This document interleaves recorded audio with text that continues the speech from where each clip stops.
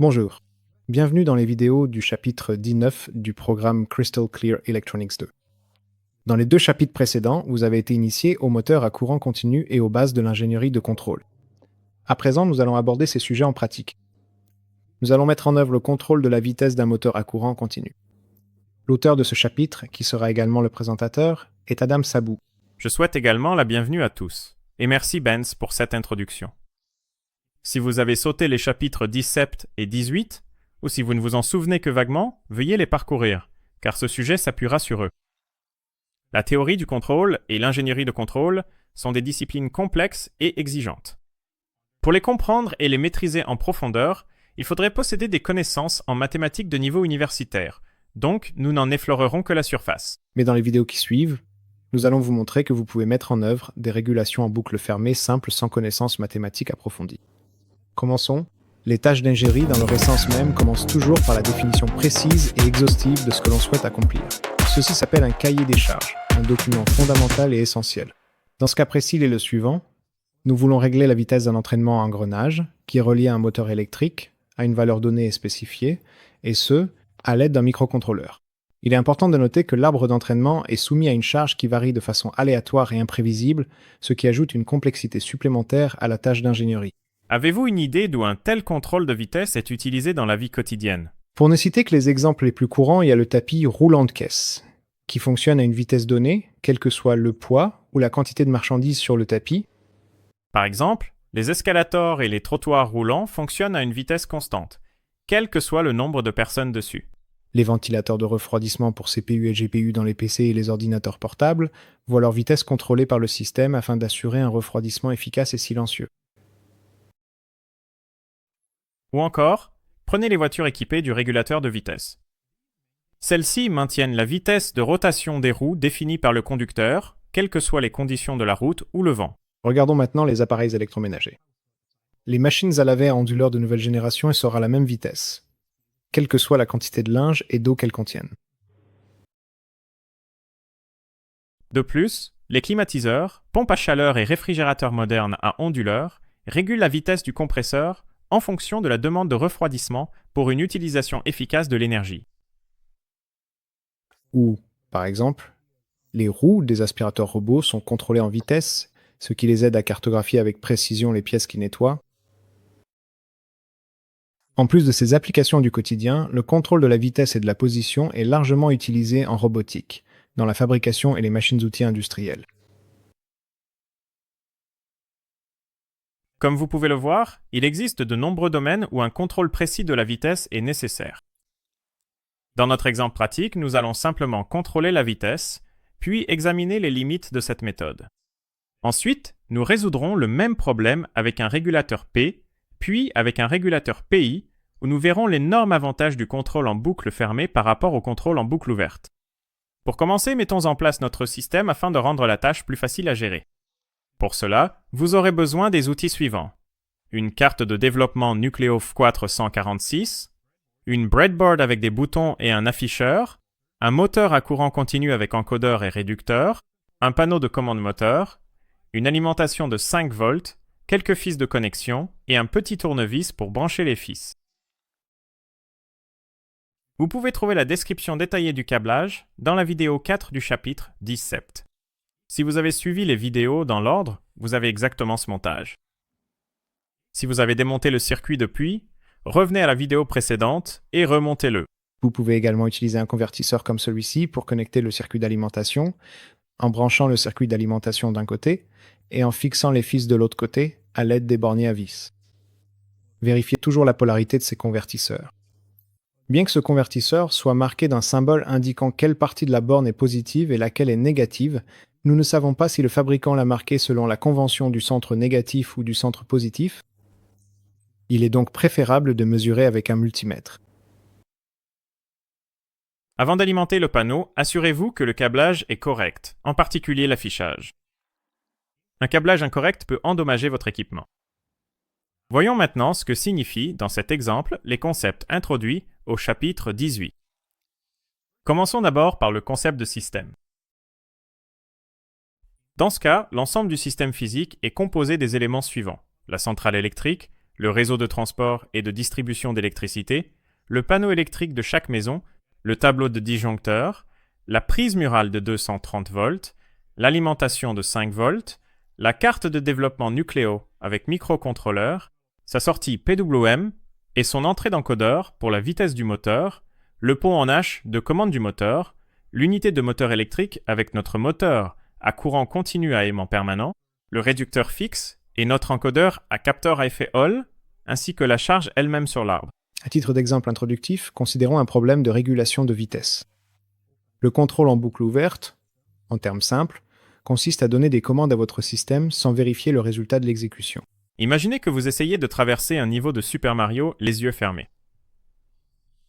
Pour cela, vous devez très bien connaître le système lui-même, dans notre cas, le circuit d'arcade, et vous devez aussi savoir exactement ce qui va se passer à la suite de chacune de vos actions, c'est-à-dire lorsque vous appuyez sur le bouton de l'ordinateur. Dans le cas d'un moteur électrique, cela signifie que nous devons savoir exactement comment le moteur se comporte et réagit à différents signaux d'entrée. Pour cela, nous devons créer un modèle de notre système.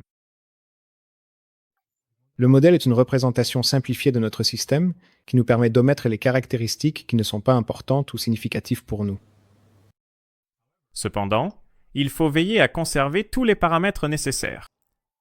Si nous omettons une partie essentielle du système dans le modèle, notre modèle ne décrira plus le système réel et notre résultat final sera erroné. Chaque partie du système mentionné ici possède ses propres propriétés, paramètres de fonctionnement et limitations. Si nous voulons tous les prendre en compte, notre modèle deviendrait très complexe. Cette figure montre une chaîne de commandes en boucle ouverte générale.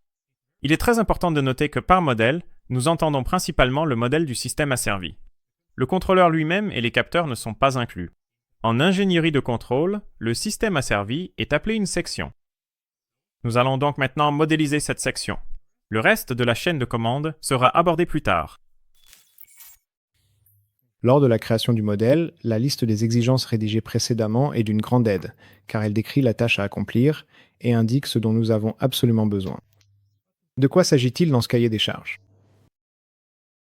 Nous voulons régler la vitesse de l'engrenage, l'entraînement relié à un moteur électrique, à une valeur que nous spécifions à l'aide d'un microcontrôleur, avec une charge inconnue, sur l'arbre d'entraînement. Un moteur électrique doit donc absolument être inclus dans notre modèle. C'est exact. Nous avons également besoin de la boîte de vitesse, car nous ne voulons pas régler la vitesse du moteur, mais la vitesse de sortie de la boîte de vitesse.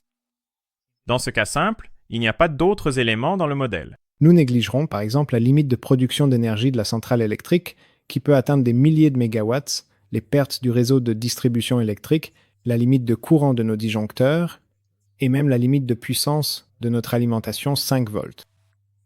La raison en est que notre moteur de faible puissance n'est pas capable de solliciter au maximum ses sources et convertisseurs d'énergie. La modélisation ne simplifie pas seulement le système, elle en décrit aussi le fonctionnement de manière mathématique.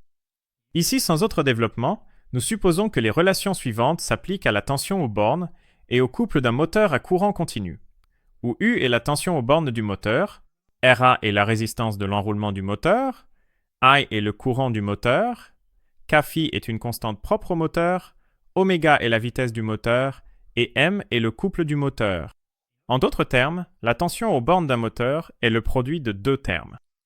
L'un est la résistance de l'enroulement multipliée par le courant et l'autre est la constante du moteur multipliée par la vitesse. Le couple du moteur est le produit de la constante du moteur par le courant du moteur. En réalité, les équations tiennent compte de l'inertie mécanique du moteur, ainsi que des paliers lisses et des balais de la bobine. Seule une partie du couple sera utilisée pour accélérer la charge externe. Le reste provoquera une variation de la vitesse du rotor du moteur. Pour un contrôle dynamique élevé, où des changements relativement importants doivent être réalisés avec précision en peu de temps, des moteurs à faible inertie sont spécialement conçus. Dans ce chapitre, l'inertie du moteur et la dynamique mécanique du système sont négligées et non abordées afin de se concentrer davantage sur le contrôle en boucle ouverte et le contrôle en boucle fermée eux-mêmes. Dans un moteur idéal, la résistance de l'enroulement est nulle, ce qui simplifie la formule de la tension aux bornes. Ici, nous voyons que la vitesse et la tension aux bornes du moteur idéal sont directement proportionnelles et que le facteur de proportionnalité est la constante de moteur Kφ. Ce paramètre fait référence à la force du champ magnétique dans le stateur du moteur à courant continu. K est un facteur multiplicatif issu de la conception du moteur, tandis que phi représente le flux du champ magnétique, c'est à dire indirectement la force du champ magnétique dans le moteur. Il est important de noter que cette constante de moteur n'est qu'une valeur presque constante. Plus la charge sur l'arbre du moteur est élevée, plus sa valeur diminue. Si l'on ne parle pas d'un moteur fabriqué à partir d'un matériau supraconducteur et refroidi en dessous de moins 200 degrés Celsius, il faut tenir compte de la résistance de l'enroulement. Dans les fiches techniques des moteurs spécialement conçus pour les systèmes de contrôle, en plus de la résistance et de l'inductance de l'enroulement, cette valeur Kφ est également indiquée par le fabricant en volts par seconde ou en newton-mètre par ampère. Si cette valeur n'est pas indiquée, elle peut être estimée à partir de la vitesse à vide. La fiche technique du moteur fournit de nombreuses informations importantes, dont beaucoup doivent être prises en compte lors de la conception d'une commande en boucle ouverte. Le moteur est généralement relié à une sorte de réducteur qui adapte la vitesse et le couple du moteur à la vitesse et au couple du système. Certains fabricants vendent des moteurs avec un réducteur intégré, mais il arrive souvent que nous devions l'adapter séparément au moteur. Le réducteur est également accompagné d'une fiche technique où l'on peut trouver, entre autres, son rapport de réduction et ses paramètres de fonctionnement. Le moteur que nous utilisons est disponible avec un réducteur, et le rapport de réduction est de 120 pour 1, ce qui signifie que pendant que l'arbre du moteur effectue 120 tours, l'arbre du réducteur n'en effectue qu'un seul. C'est ce qu'on appelle le rapport de réduction de vitesse ou d'augmentation de couple. Dans la fiche technique, les données sont données pour l'arbre du réducteur, qu'il faut convertir pour l'arbre du moteur. Cela signifie que les valeurs de vitesse indiquées doivent être multipliées par le rapport, tandis que les couples doivent être divisés par ce même rapport. Cela donne les valeurs suivantes sans charge sur l'arbre. À vide, vous pouvez vous attendre à 7-200 tours par minute et une consommation de courant de 0, 14 ampères à une tension de borne de 3 volts, et à 19-200 tours par minute et une consommation de courant de 0, 17 ampères à une tension de borne de 6 volts. Notez qu'à l'une ou l'autre de ces vitesses, lorsqu'il n'y a aucune charge externe sur l'arbre du moteur, la consommation de courant est presque la même, même à des vitesses bien plus faibles. Cela s'explique par le fait qu'un moteur à courant continu présente des pertes importantes dans le noyau, les balais et le collecteur, et que la friction interne de la boîte de vitesse est également significative. Cette perte de puissance doit être fournie au système à basse vitesse pour que le moteur puisse tourner tout court. La fiche technique du moteur que nous utilisons n'inclut pas la constante du moteur Kφ, nous devons donc l'estimer nous-mêmes. Dans un premier temps, considérons notre moteur comme idéal et estimons la constante du moteur. Pour cela, nous utilisons la relation que nous venons d'apprendre, qui stipule qu'idéalement, la tension aux bornes du moteur est égale à la constante du moteur multipliée par la vitesse. Dans ce cas, utilisez toujours la paire tension-vitesse la plus élevée donnée. Nous avons besoin du régime en tours par minute converti en radians par seconde. Donc nous devons diviser le nombre de tours par minute par 60, puis multiplier par 2π. Cela nous donne que 6 volts est égal à Kφ multiplié par 2010, 6 radians par seconde. Si nous réarrangeons cela, nous obtenons que la constante du moteur est de 0,2984 volts par seconde. La constante Kφ est utilisée en ingénierie de contrôle, mais dans le domaine de l'électronique amateur, la constante de vitesse du moteur est la valeur la plus couramment utilisée, qui s'exprime dans une autre unité, les tours par minute par watt. La constante de vitesse est généralement appelée kV et indique la vitesse à vide du moteur pour une tension aux bornes données, ce qui est plus facile à comprendre dans la vie courante que la signification de Kφ. La constante de vitesse du moteur peut être calculée à l'aide de la constante du moteur Kφ, mais elle peut également être obtenue en divisant la vitesse maximale, qui est de 19-200 tours par minute, par la tension maximale, qui est de 6 volts. Sur le schéma représentant la chaîne de commande générale en boucle ouverte, vous pouvez voir des capteurs, mais pour une commande simple de la vitesse en boucle ouverte, nous n'avons pas besoin de capteurs, car la vitesse du moteur est presque proportionnelle à la tension aux bornes du moteur. Donc nous générons simplement le signal de commande à partir de la consigne. Il reste une unité dont nous n'avons pas encore parlé, le contrôleur. La tâche du contrôleur est de générer le signal de sortie du contrôleur à partir de la consigne donnée et, si nécessaire, à partir des capteurs. Par contrôleur, nous n'entendons pas seulement la logique elle-même, qui détermine quel signal doit être envoyé à l'actionneur, mais aussi l'unité qui produit un signal capable de fonctionner à partir des signaux logiques. Celle-ci est généralement appelée un amplificateur ou étage de sortie. Dans les dispositifs électriques, il s'agit d'une forme d'électronique de puissance, dans notre cas, d'un circuit de commande de moteur. En tenant compte de cela, nous pouvons modifier la chaîne de commande globale pour l'adapter à notre configuration. Commençons par le début. Nous avons un signal par défaut que nous avons défini, et le contrôleur prend des décisions uniquement sur cette base. Pour implémenter le bloc de commande, dans notre microcontrôleur, nous stockerons les paramètres calculés lors de la modélisation du moteur. Ceux-ci seront utilisés pour déterminer le cycle de service PWM auquel le moteur tournera à la vitesse requise. Le signal logique PWM est amplifié par le pont en H du contrôleur de moteur. Pour cela, le contrôleur de moteur a besoin d'une alimentation externe fournie par l'alimentation amphishable de 5 watts. Le signal amplifié par le pont en H est le signal d'actionnement, qui est relié à la section. Comme mentionné précédemment, cette action se compose du moteur à courant continu et des engrenages. La charge est appliquée à l'arbre du moteur. Et la figure montre que le contrôleur n'a aucune connaissance de la charge, car nous n'utilisons pas de capteur, donc la vitesse réelle du moteur ne correspondra à la vitesse requise par le signal de référence que lorsqu'aucune charge externe n'est appliquée. Il y aura toujours une certaine charge sur l'arbre du moteur, par exemple à cause de la friction entre les roulements et la boîte de vitesse. Créons notre premier logiciel de commande en boucle ouverte simple. La vitesse du moteur sera contrôlée par le signal PWM. La façon de procéder a été expliquée en détail dans le chapitre 17. Donc si vous ne vous en souvenez pas, il vaut la peine de revoir ce chapitre. Comme dans les chapitres précédents, les codes d'exemple pour la carte Nucleof Quatre 146 utilisée ici sont disponibles sur le site Crystal Clear Electronics 2. Le lien se trouve dans la description. En dessous, ouvrez le projet appelé Lecture 19 Open Loop dans l'environnement de développement, puis ouvrez les fichiers core, include, motor H et core, source, motor C. Les fonctions permettant de gérer le moteur sont déjà écrites ici pour le contrôleur de moteur que nous utilisons. Le fichier motor H contient des constantes, des variables globales et des prototypes de fonctions.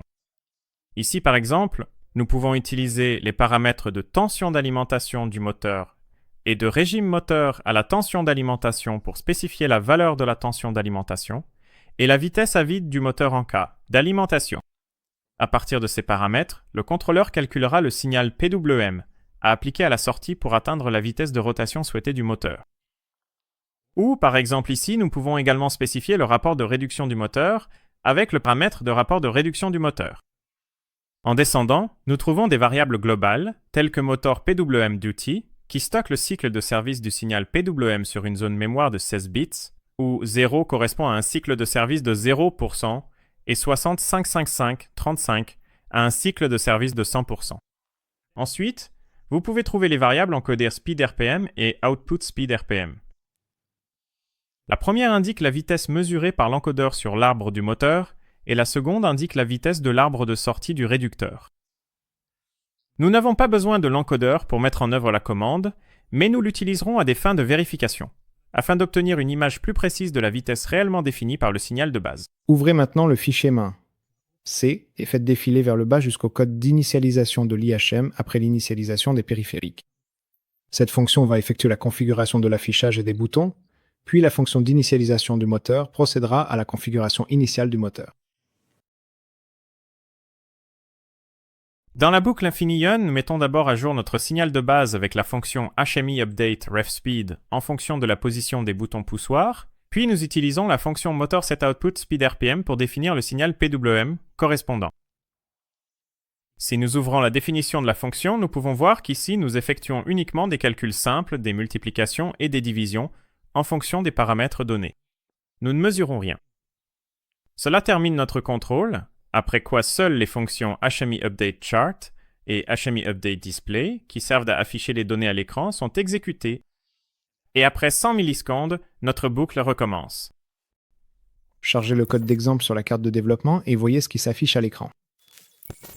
Sous l'étiquette du moteur, nous verrons les valeurs suivantes. Le ref RPM, le point de consigne de vitesse réglé avec les boutons, le out RPM, la vitesse du moteur mesurée indirectement par l'encodeur, enc RPM, la vitesse du moteur mesurée directement par l'encodeur, et la position de l'encodeur, la position mesurée par l'encodeur. Le but du contrôle en boucle ouverte est de s'assurer que le out RPM, c'est-à-dire la valeur du signal contrôlé, soit toujours égal au ref RPM, c'est-à-dire la valeur de consigne. Voyons dans quelle mesure cela a été atteint. Sur le côté droit de l'affichage, vous pouvez voir un graphique montrant la vitesse du moteur. Appuyez 2 fois sur le bouton situé sur le côté droit de l'appareil.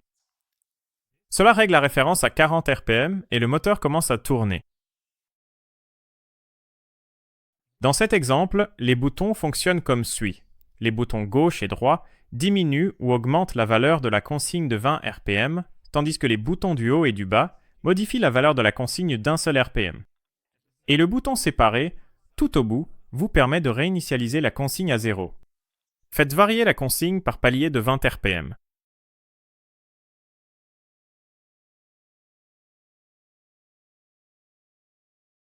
Vous pouvez voir que la vitesse de sortie est bien inférieure à ce qui était attendu. Si nous le réglons sur une valeur négative, le moteur tournera dans le sens opposé, mais nous observons toujours la même chose. Cela peut être corrigé en calibrant les paramètres du moteur. Commencez par mesurer la vitesse maximale du moteur. Réglez la consigne sur une valeur suffisamment élevée, par exemple 200 RPM, à partir de laquelle la vitesse de sortie n'augmente plus, puis lisez la valeur RPM de l'encodeur qui indique la vitesse du moteur. Dans notre cas, cette valeur est de 9700 RPM.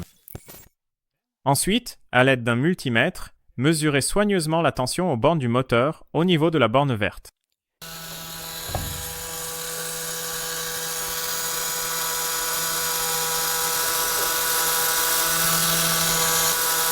Nous avons maintenant mesuré 22 volts. Dans moteur, H, remplacez les valeurs d'origine par les valeurs mesurées.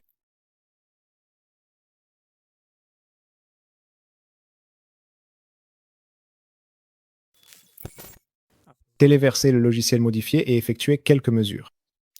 Notez la vitesse du moteur à vide pour différentes consignes. Par exemple, réglez la consigne sur 20 et consignez la vitesse dans un tableau. Dans ce cas, elle est de 0 RPM. Augmentez la valeur de la consigne de 20 et relevez à nouveau le nombre de tours par minute, qui est maintenant de 33-34 RPM. Si nous continuons ainsi et que nous calculons également la valeur de l'erreur, nous obtenons un tableau comme celui-ci. La valeur de l'erreur correspond à l'écart par rapport à la consigne, c'est-à-dire que l'erreur s'obtient en soustrayant la vitesse à la consigne. La première chose que vous pouvez remarquer, c'est qu'il y a une certaine erreur à chaque régime, et que la quantité d'erreurs varie. De plus, nous pouvons voir que la vitesse maximale du système est d'environ 80 tours par minute.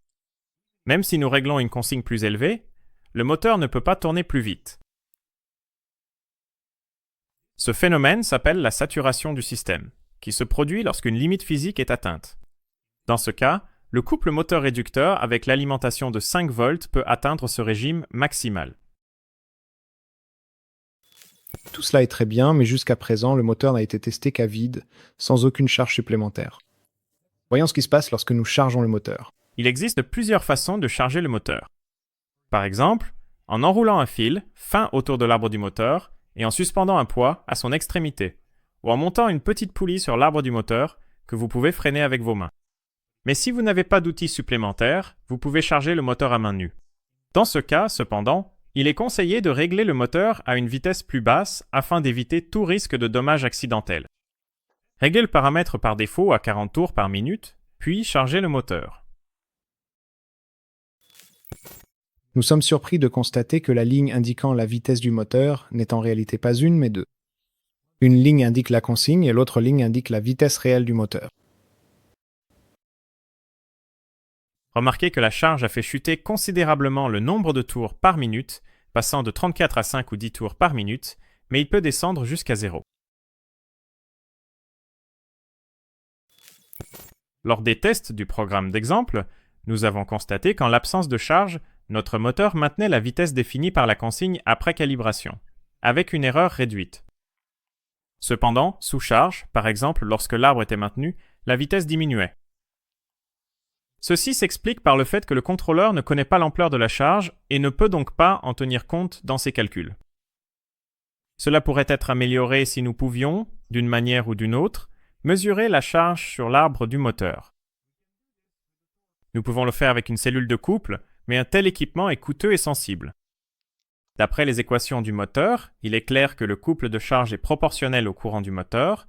Nous pouvons donc estimer la charge elle-même en mesurant le courant. En ajoutant cette entrée supplémentaire à notre contrôleur, nous pouvons apporter une meilleure solution au problème.